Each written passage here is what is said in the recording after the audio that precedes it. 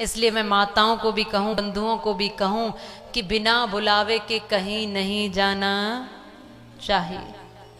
कोई कितना भी बड़े से बड़ा व्यक्ति अपने आप में हो तो भी उसके यहां मत जाइए, क्योंकि आवत ही हर से नहीं, नैनन नहीं स्नेह, और तुलसी तहां न जाइए चाहे कंचन वर्षे मेह। कोई कितना भी बड़ा व्यक्ति हो, बिना बुलावे के मत जाइए। जहां आपका सम्मान नहीं है वहां मत जाइए। और जो आपको सजल नेत्रों से बुलाए, जो आपको करुणा से बुलाए, जो आपको प्रेम और श्रद्धा से बुलाए, आप किसी गरीब की कुटिया में भी निसंकोच चले जाना, कोई आपत्ति नहीं।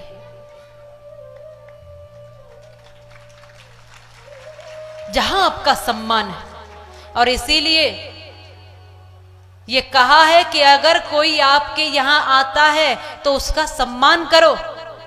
कोई संत, कोई विद्वान आपके यहाँ, कोई अतिथि कोई आए तो उसको सम्मान करो और उसको भोजन करा के अपने यहां से भेजो। भूखा पेट किसी को अपने घर से मत जाने दो।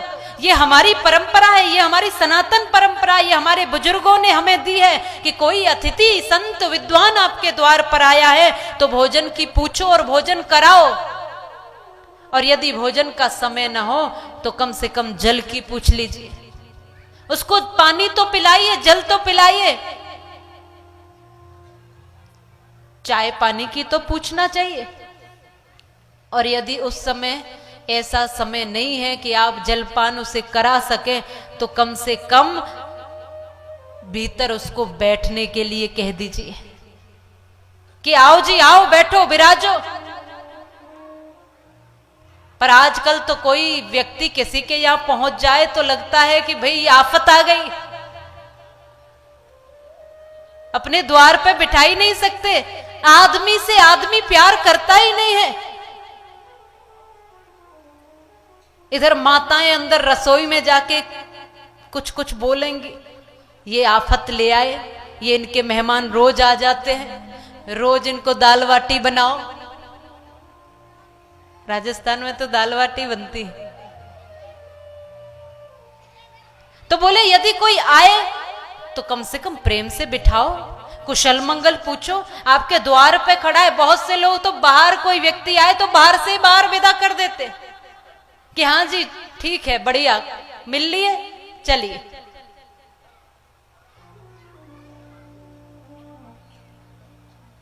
आपके घर कोई आए तो भोजन की पूछो, भोजन भी न करा सको तो जलपान की पूछो, और जलपान भी न करा सको तो प्रेम से बैठिए, बिठाइए। और इतना भी नहीं तो मुस्कुरा के कुशल मंगल पूछिए, और इतना भी नहीं तो बाहर से भीतर आने को तो कहिए। और संत विद्वान कहते हैं कि भोजन भी किसी को नहीं करा सकते, जलपान भी किसी को नहीं करा सकते, अपने घर किसी को बिठा भी नहीं सकते सम्मान के साथ, मुस्कुरा के किसी से कुशल मंगल भी नहीं पूछ सकते, तो ऐसे व्यक्ति को चुल्लू भर पानी में डूब के मर जाना चाहिए।